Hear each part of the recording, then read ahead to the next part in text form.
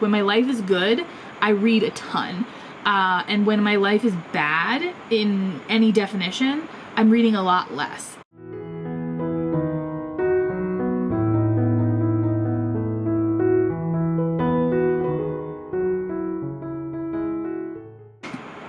Hello, my name's Ketevan. Welcome back to my channel.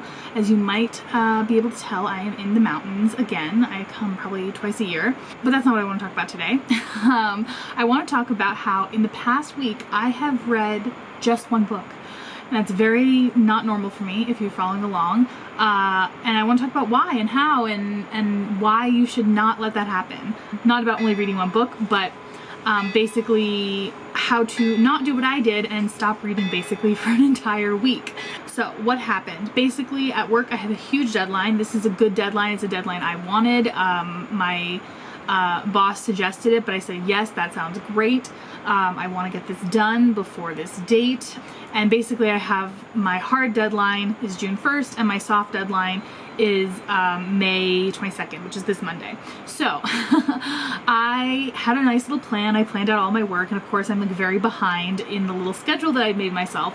So I've been basically working nonstop to sort of catch up and get it done. When I get into that mode, that is not my natural mode. Everything feels balanced in my everyday world. So when I get into this mode where like work is the only thing I feel worthy of doing, very mentally unhealthy, don't do that. But sometimes I slip into that mode, and sometimes the reality is you have to be in that mode, right? So when I get into that mode, I feel guilty doing things for fun.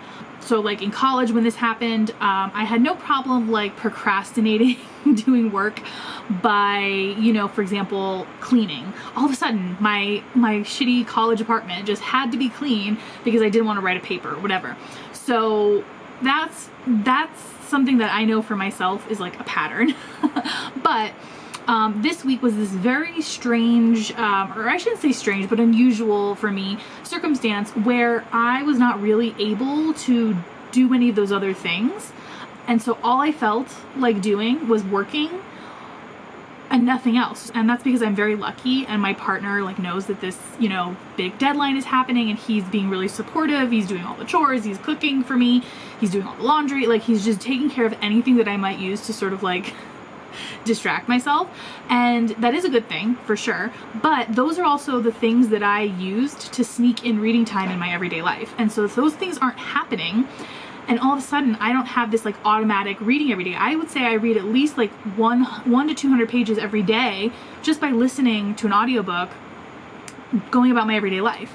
I also wasn't commuting to and from the office because I was just like hunkered down writing, getting this deadline done. And all of those things like just sort of like eliminated this natural flow of reading in my life. And when those natural flows go away, all of a sudden I don't have a lot of built-in reading time. What this basically means is that I felt too guilty to just say, hey, I'm gonna sit down and read and relax, which is something that on a normal day I would definitely do for an hour or two, at least every day. And I knew it was happening as I was doing it. That's the funny part, is like I knew I was saying like, I feel too guilty to sit down and read, but it's probably a mistake. And after a week of doing it, I can tell you now for sure it was a mistake, because what I did instead, it's not like I was actually working like, you know, 12 to 16 hours straight. So obviously I was still taking breaks. It's just that I was taking breaks when I was like, oh my gosh, if I don't take a break and look away from this computer screen, I'm gonna crack. So basically they were sort of like desperation breaks. So I would be like scrolling on my phone or doing something super random and stupid on my computer, not taking like a soul nourishing, truly relaxing break, just sort of like distracting myself. Which is fine every once in a while, of course, we all do that. It's not like a bad thing in and of itself. But when that's all I was doing for multiple days in a row, it really started to take its toll. And I noticed that whenever I did take a break to read, you know, sometimes I had to go somewhere and on my commute or whatever, or occasionally, you know, I washed a dish, for example. And so when I was listening to my book, when I was doing those things, I instantly recognized that as soon as I got back to work, I was more refreshed and more productive and more efficient in my work. I don't think this is something that people need to hear, as in this is like new information, you've never heard of this before, like taking real breaks will actually help your work productivity. But first of all, I have nothing else to talk about this week because I have had no time to prep any other videos. And second, I just thought this was a really powerful example of this in real time. So, and it's also a good little reminder for myself too, because I think I sort of like take advantage of the fact that like, oh yeah, I read a lot, like it's easy for me to do, and it's because I specifically organize my life in a certain way so that I can do that. And if you're not doing that, I highly recommend it. And it doesn't have to be reading. Of course, you're here on my booktube channel, so I assume you like to read and you want to read more or want to make sure you get reading in your life regularly. But it can be anything. It can be, you know, running or, you know, a certain hobby, dancing, crafting, whatever. Like, it doesn't matter. The point is that like making time for things that we love is not only important, like, oh, it's good, like we should eat healthy, blah, blah, blah, but it's absolutely necessary. Otherwise, you just, you know, your brain will fry, as my brain is currently frying this week. And yeah, so my tips and tricks for doing this is basically what I've already said. You know, find a habit that you can integrate into your everyday life. So if it's while you're doing the dishes, if it's while you're cooking, if it's while you're commuting, make that time your reading time. And stick to it. Like every once in a while I'll get on the train and I'll be scrolling on Facebook. I'll say to myself, you know what, this is actually supposed to be my time to read, so I'm gonna just get off social media and start reading. And it works. But it can be anything. It can be anything that fits in your life or whatever. And this is another tip that I tell people in general when they want to read more in their life, but to have multiple different books going at one time. So for example, I like to read probably between 10 to 15 books at a time. And obviously I'm not reading, you know, 15 different books every single day. It's more just that I'm picking them up and putting them down whenever I feel like it with no pressure. So that's really important, not in the sense that you need to have a lot of options, but when you're in this like mind crunch, like, you know, work mode, your reading needs to be light, at least for me. Maybe not for you. Maybe you know, enjoy Chaucer and the Odyssey when your brain is already fried from doing other very heavy brain intensive work. But for me, I need something light. I need something chill. Usually popular nonfiction is like my go-to for that, because it's not like a big deal if you miss like a couple sentences here or there, because it's like just usually like collections of facts essentially, with like a narrative. Since I know you want to probably hear about at least one book in this booktube video, I will go ahead and tell you about the book that I read this week. I'm not going to go super in depth because I'm going to do it in a proper review in another video, but just so you know, it's called The Secret History of Wonder Woman by Jill Lepore, and it has a fantastically gorgeous cover. Isn't that like fantastic? I just love it. It's so pretty. And actually my mother-in-law gave this to me as a gift 8 years ago. And because I'm obsessed with Wonder Woman, I love Wonder Woman. It's my like weird thing. And she bought it just like, I think because she looked at the cover, because if she had looked at the back, I don't think she would have bought this, because it's actually about the creator of Wonder Woman. And he was a kinky, interesting guy. So, I mean, I'll just try to do like a very brief summary. So basically this guy, William, what's his name? Marston? Yeah, so basically this guy, William Marston, he was a psychology professor back when psychology wasn't even a real field. It's like a discipline of philosophies. And he invented the lie detector. And he was obsessed with the lies, and being able to detect lies. And if you know Wonder Woman, that might remind you of the Lasso of Truth, perhaps. So, and he was also really obsessed with power dynamics and like submission and domination.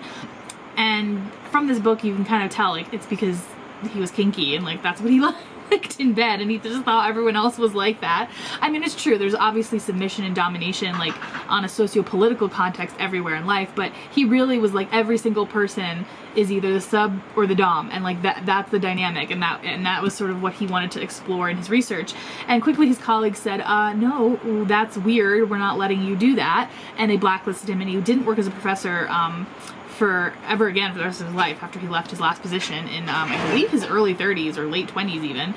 But anyway, so the other interesting part is that he was polyamorous. So he lived in a triad with his wife, Elizabeth Holloway, and his their partner, Olive Byrne, who is actually the niece of Margaret Sanger. That's super interesting. And they kept that connection very hush-hush and secret for a very long time, until this book was published, basically. And it's very very interesting because they seem on the surface like a very healthy triad in the sense that they've stayed together their whole lives. You know, they never really commented about it publicly, so a lot of this is inference, but it was clearly a triad in the sense that the two women had a relationship. They each had 2 children. Again, during their lifetime, they didn't want to admit that he was the father of all 4 children, but he was. So yeah, basically their lives were just fascinating, and Jill Lepore does an absolutely fantastic job in this book of putting it all together and telling a cohesive narrative. This was true like historical work.